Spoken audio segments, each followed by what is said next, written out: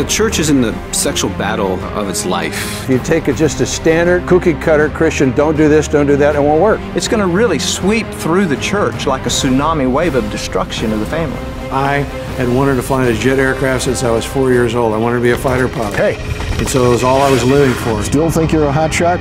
You won't last 10 seconds in combat. You know how to fly, but you don't know how to fight. You have to understand how the enemy is personally bushwhacking you.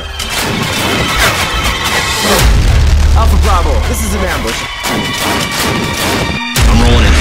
Come on. I was an alcoholic. I was a sex addict. I was completely out of control. Like I had a rope around my leg, they have a noose around their soul.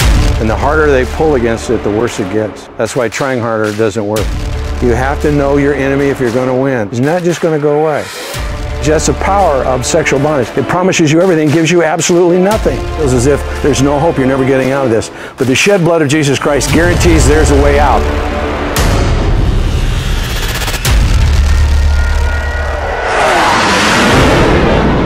God guarantees you.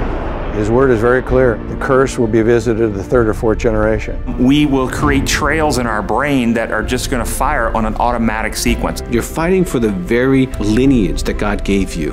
What a man does in life becomes history, but what he puts into motion becomes his legacy. And if you will break this curse, then your sons and your daughters have a better shot. It took me 3.5 years, but I'll tell you now, you know what I'm having the joy of? Is sweet revenge. The very thing the enemy used against me as a weapon, now God is forged by the hammer of his adversity that he's brought in my life, by the hammer of his challenges, by the correction of my soul, and he's formed it into a weapon, and I'm taking sweet revenge against the enemy. And that's what God has for you.